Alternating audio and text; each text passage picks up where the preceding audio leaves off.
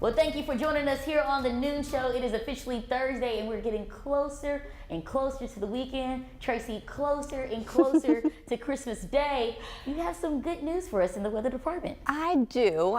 We're going to talk a little bit more about some possible rain showers next week, but I want to focus on the positive because it is not going to ruin our festive spirit. 49 in Central Arkansas right now. We started out nice and cold this morning. That cooler weather is back. A few clouds, but a lot of sun today. And luckily the wind's not whipping around like it was yesterday. We're going to start to see those skies clear out again, making for a pretty cool morning on Friday. We're looking at starting out in the 30s once again, so that wind chill is going to drop into the low 30s, maybe even the upper 20s, and we're going to start to see tomorrow a high of 48, and that trend continues into Saturday. But look at those mornings, 28 this weekend. So stay with me. We're going to talk a little bit more about these rain chances that are pushing into the forecast, but we've got a beautiful few days ahead, and the weekend's going to be spectacular. Stay with me. We'll have that full holiday forecast coming up in just a few minutes. All right, Tracy, thank you. Two people are being accused in the stabbing death of a man in North Little Rock. It happened last Thursday, less than a mile from McCain Boulevard. The people you're seeing here on your screen is Braylon Stubbenfield and Darius Poole. They were taken into custody last night, accused of killing Charles Watson. Stubbenfield and Poole face charges of capital murder. Police say they were able to find them thanks to the cooperation from the community.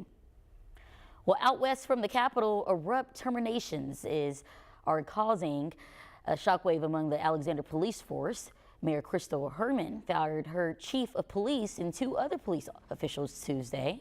Council members said they were not aware that she was making the decision. Some tell us they're worried how this will affect public safety. I've had a few calls wondering what's going on. I've had 3 or 4 calls today, probably like one right now. I want to know what's going on, with our city. What happened to our policemen? We need them. The city mayor is legally allowed to fire department heads. The decision could be overturned by the city council. It will require 2/3 of its members for that to happen. Well, law officials are learning more about the 15-year-old girl who killed multiple people at a school in Madison, Wisconsin. New reports indicate she conspired with a man online who also planned to carry out similar attacks. Ian Lee has more. Court documents obtained by CBS affiliate KFMB say 20-year-old Alexander Pfaffendorf admitted to FBI agents that he was plotting a mass shooting with Natalie Rupnow and told her that he would arm himself with explosives and a gun and target a government building. He didn't specify which building or when he planned to launch the attack. The alleged connection between the two comes as Madison's police chief told the Associated Press Wednesday they do not know if Monday's school attack was planned in advance, but are investigating 15-year-old Rupnow's social media for a motive that led her to enter the school with 2 handguns and kill 43-year-old Aaron West and 14-year-old Ruby Patricia Vergara before killing herself in a study hall classroom. According to court records, the shooter was enrolled in therapy in 2022. Saw a police officer just looked like a SWAT team, some snipers across the street. A neighbor said he saw police enter the shooter's father's home Monday. Really, really shocking, the whole thing. So there was no indication from this family that something like this could happen? No.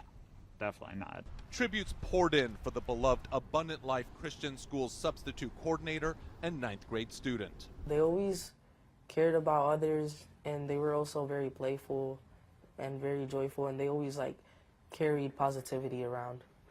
7th grade student Angel Brubé said Aaron West was someone he knew well. She was always caring, always spread positivity around, and just made everybody feel happy. And she sounds like she was a very important person to you as well. Yes. It's important to note the order filed against Pfaffendorf is a civil action, not criminal. When asked about Pfaffendorf, the FBI declined to answer. Ian Lee, CBS News, Madison, Wisconsin. Well, in case you missed it, Fort Smith leaders have a better idea of how locals feel about plans to build a nuclear waste plant. Arkansas Nuclear Voice is the group presenting the project. They held a meeting Monday night to hear what people thought. Board directors spent Tuesday reacting to the feedback, and some argued against putting a new waste facility in River Valley. The city shared on social media that Fort Smith will not allow a nuclear waste site within city limits.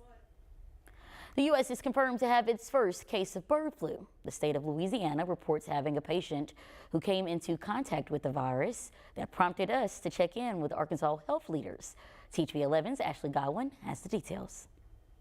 Anytime you have a disease outbreak of any type, I mean, I don't know if worry is the right word, but like vigilance maybe. Arkansas officials are monitoring the spread of bird flu.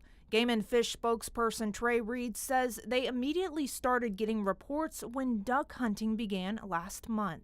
Duck season opened November 23rd, and within a few days of its opening, we started receiving some reports from the public. Since then, 88 reports have been made of possible infected birds. Here's some things to look out for if you think you spot one. You know, they don't fly off. They don't, when you enter a field, 95% of the birds leave and 5% are still wandering around out there, don't seem to have a fear. That's probably a good indication that they're sick. If you're hunting or handling wildlife this season, here's how you can protect yourself. Wash your hands thoroughly before and after handling the birds. Wear gloves if you can.